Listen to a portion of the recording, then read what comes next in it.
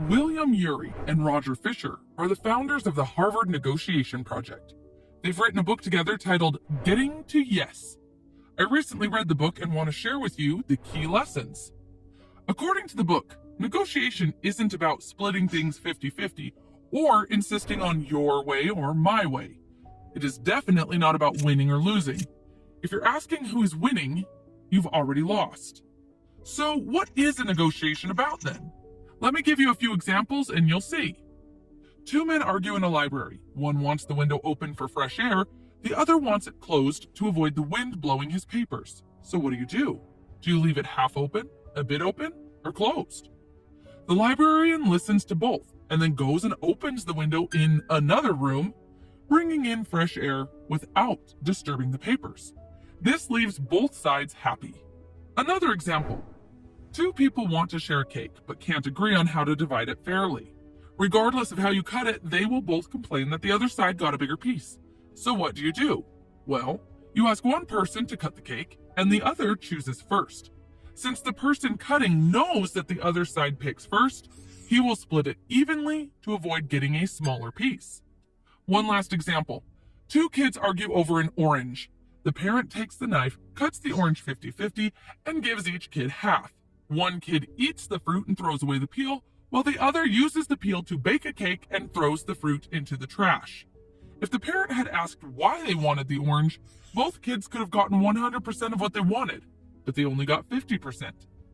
As you can see from these examples, negotiation is about finding a solution that leaves both sides happy without hurting the relationship. So how do you do it? How do you find those wise and practical solutions like the ones we just saw? Here's a 4-step framework that will make you a smarter negotiator. Step number 1. Focus on interests, not positions. Remember the story about the two men arguing over a window in the library? It illustrates a common problem in negotiations where people focus too much on their positions. Instead of arguing about positions, shift your focus to interests. The benefits of focusing on interests are obvious, but doing it can be hard. Positions are clear and specific.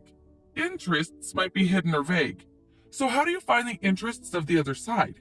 Simply ask why. Why do they want what they want? Try to see things from their point of view.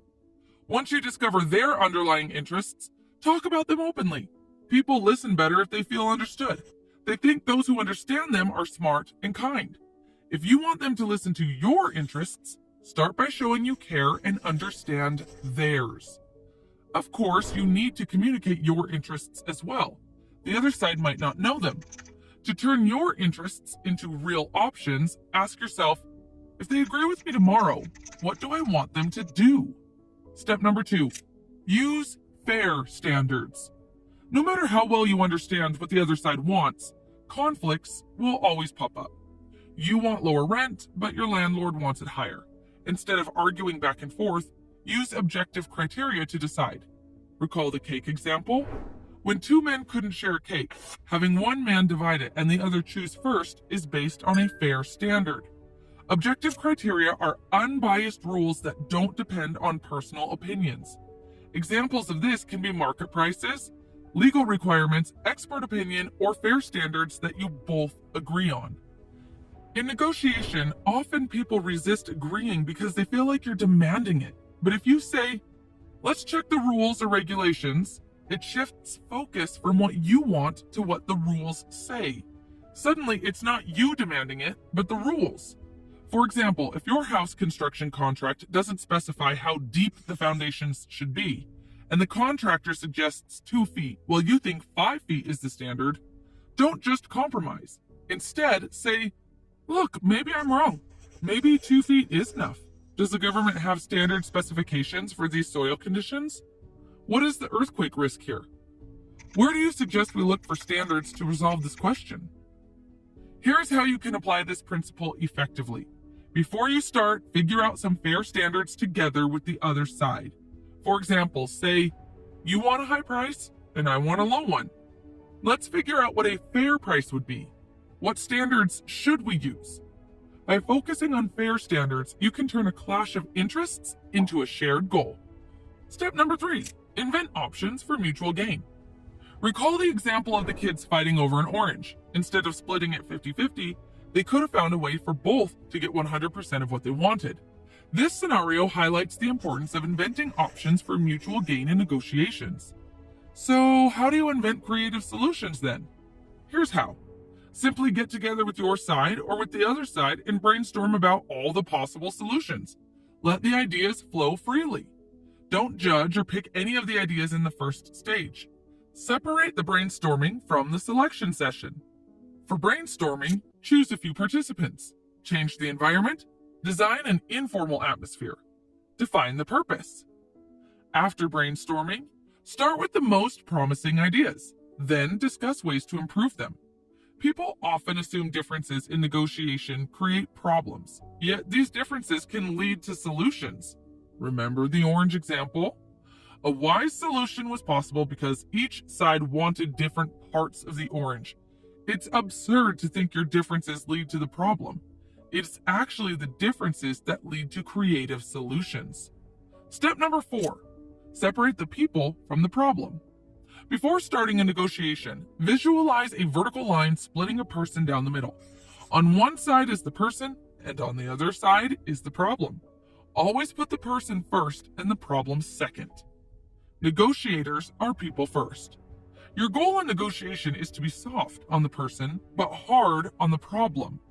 Often we are soft on the person, so we end up being soft on the problem as well, and we don't get what we want. Or we're hard on the problem, but also end up being hard on the person, damaging the relationship. Be soft on the person, compliment whenever you can, and appreciate the effort. At every negotiation stage, ask yourself, am I paying enough attention to the people problem? People have different viewpoints. Their egos are easily threatened. They see the world from their perspective, often confusing their perceptions with reality. They frequently misinterpret your words and fail to communicate their true intentions. Remember, you must deal not only with their problems, but also with your own. Your anger and frustration can block agreement as well. Your perceptions may be one-sided, and you might not be listening or communicating effectively. One of the best ways to prevent people problems is by building a relationship with the other side before the negotiation starts. Negotiating with someone you know is easier than with a stranger. So arrive early to chat and stay a bit afterward. Get to know their likes and dislikes. These informal interactions make future negotiations a lot easier. Multiple studies show that simply getting to know the other side increases the success rate by 25 to 30%. Okay, now you might say, all these 4 steps sound fair and nice, but what if the other side isn't playing by fair rules? What if they use dirty tactics? What if they are more powerful? Or what if they attack me personally? Here's how to deal with each of these situations. Let's start with dirty tactics.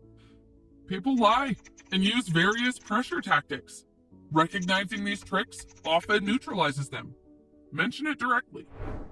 Joe, it seems like you and Ted are playing good cop and bad cop. If you need a break to get on the same page, just ask. Mentioning the tactic makes it less effective and may make the other side worry about losing you. Just raising a question can be enough to end it.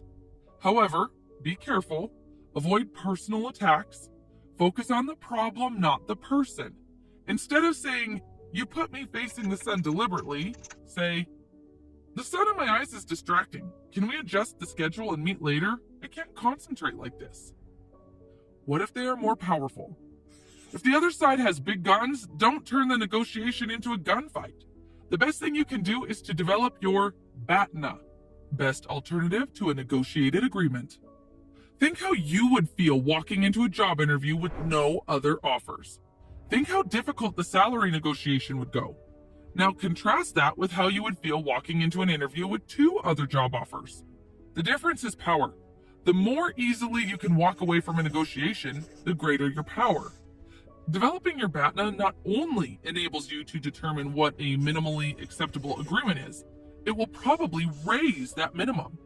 Always develop your BATNA before negotiating. Don't say, let's negotiate first and see what happens. Without BATNA, you're negotiating blindly. What if they attack you personally? When they attack you instead of the problem, things get tough. You want a fair solution, but they tear down your ideas. It's natural to defend yourself, but that leads nowhere. You push, they push back, and soon you're stuck. So what do? Use negotiation jujitsu. Sidestep their attacks. Here's how. 1. Look behind their position. When they say what they want, don't just say yes or no.